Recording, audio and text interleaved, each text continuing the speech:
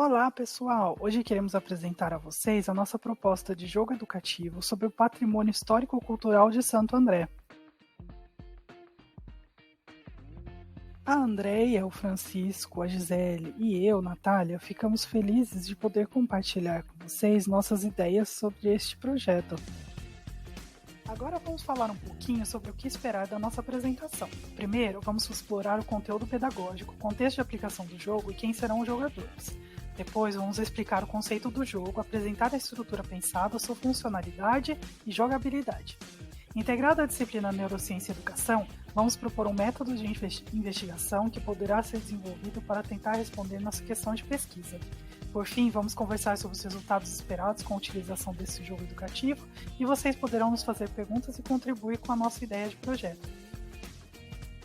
De maneira lúdica, seguindo a abordagem socio-interacionista de Levi-Vygotsky, o problema pedagógico que se pretende resolver é como preservar o patrimônio histórico e cultural do município de Santo André, permitindo ao jogador assimilar e recriar experiências como protagonista do jogo. Ele foi pensado para crianças do terceiro ano do ensino fundamental e aborda questões das disciplinas de História, Geografia e Língua Portuguesa. Aliado à abordagem pedagógica em sala de aula, o estudante será capaz de, por exemplo, compreender processos migratórios de povos que habitam a região, como foi a formação do município e a importância da preservação dos bens históricos e culturais para a formação de cada identidade. Pensando no uso equitativo do jogo no universo do nosso público-alvo, nos baseamos no design universal para a proposta. Além disso, consideramos como principal grupo de estudo aqueles com transtorno do déficit de atenção com hiperatividade, mais conhecido como TDAH.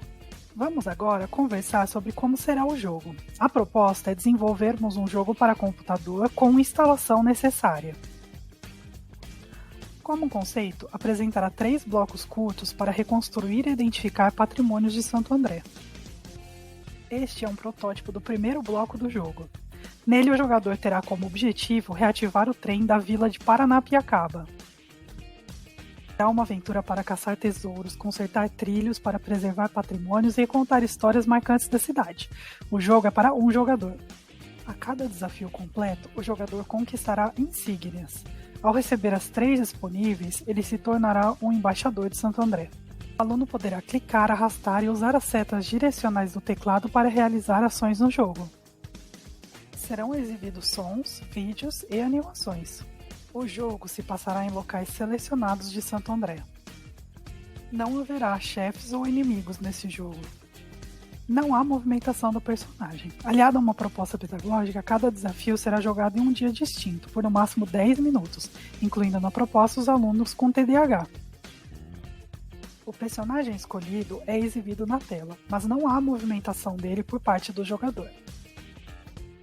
Vamos conversar um pouco sobre a acessibilidade do jogo agora. Para explicar o design universal disponível em nossa proposta, vamos falar sobre a percepção, operação, compreensão e robustez. Todas as funções do jogo terão descrição textual com até 3 palavras para que o jogador consiga compreender o que deve fazer em cada desafio. Haverá uma descrição em áudio com legendas das instruções que devem seguir. Essas instruções poderão ser como iniciar o módulo, quais são os objetivos e até mesmo dicas de soluções. Para que a informação seja melhor percebida, será usado esquema de cores e tamanho de fonte diferentes para cada módulo, valorizando contrastes suaves para que o aluno com TDAH não perca atenção na tarefa do jogo. O jogador poderá controlar o tempo de apresentação de texto, o progresso do áudio explicativo ou repetir a instrução em libras. Os atalhos serão oferecidos à área principal no início do jogo para que o jogador se localize no ambiente. Será utilizado o teclado colmeia, que é uma placa de acrílico que auxilia ao selecionar apenas uma tecla por vez. Jogadores com baixa mobilidade se beneficiarão do seu uso. Ele também será muito útil para jogadores com déficit de atenção, pois permitirá que teclas que não serão utilizadas durante o jogo possam ser escondidas, utilizando, por exemplo, uma folha de papel, diminuindo as possibilidades de distração na atividade. A linguagem do jogo será compatível com o vocabulário do terceiro ano do ensino fundamental. Para jogadores com deficiência visual, serão utilizados recursos de tecnologia assistiva como programas de leitura de tela, utilizando o teclado por meio de sintetizadores de voz e displays braille. Esse recurso possibilita a interação do usuário com os objetos, sem a utilização do mouse, e atende jogadores com mobilidade de surdo-cegueira, distúrbio de leitura, distúrbio de cognição e com múltipla deficiência. O jogo auxilia na correção de possíveis erros através da mediação entre educando e educador, ressaltando que o erro é uma oportunidade de aprendizagem com ênfase no feedback motivacional. As tecnologias assistivas presentes nos computadores podem ser utilizadas no jogo, de forma que os assistentes de leitura e voz, ou mesmo acompanhamento visual, possam auxiliar os jogadores com alguma deficiência física. O jogo pretende ser utilizado nos computadores do laboratório de informática da escola para que haja interação entre os alunos e os professores sobre o tema. Discutiremos agora o que poderá ser pesquisado utilizando a neurociência.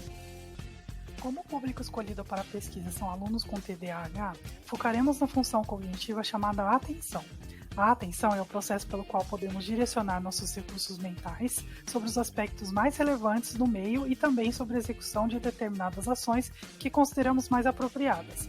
É a capacidade de gerar, direcionar e manter um estado de ativação adequado para o processamento correto da informação. A atenção também é um pré-requisito fundamental para o processo de memorização. Especial, pretende-se estudar a atenção seletiva, que é a capacidade de direcionar a atenção e se concentrar em algo, sem permitir que outros estímulos, internos ou externos, interfiram na realização de uma tarefa. As outras funções cognitivas também podem ser estudadas utilizando metodologia similar. Para a avaliação da eficiência do jogo no aprendizado, foi escolhida como metodologia de investigação o padrão das atividades eletroencefalográficas, EEG. Essa atividade possui um padrão elétrico cerebral que pode ser registrado por vários eletrodos colocados no couro cabeludo e calculado para produzir uma forma de onda única. O uso de EEG na avaliação do jogo em crianças com TDAH tem a vantagem de conseguir posicionar a criança num ambiente próximo à sala de aula. No trabalho de Borogeni é mostrado como crianças foram posicionadas para a tomada de dados. Aqui as crianças estão usando um chapéu com eletrodos e podem ficar de forma confortável durante a experimentação. Pela decomposição das frequências das ondas cerebrais, também é possível realizar correlações matemáticas nesses dados. No trabalho de Shen, em que crianças com TDAH também participaram da pesquisa e os dados foram obtidos em repouso, é possível observar as diferenças nos padrões de atividades das ondas cerebrais e a tentativa de correlação dessas ondas cerebrais utilizando as ondas beta como referência. A desvantagem dessa técnica é a necessidade de um número grande de crianças com diagnóstico de TDAH para a definição dos padrões com maior assertividade. Até o momento, os autores apenas dão uma indicação de que a técnica pode produzir resultados conclusivos. Então, o que acharam? Contem para nós suas ideias. Obrigada!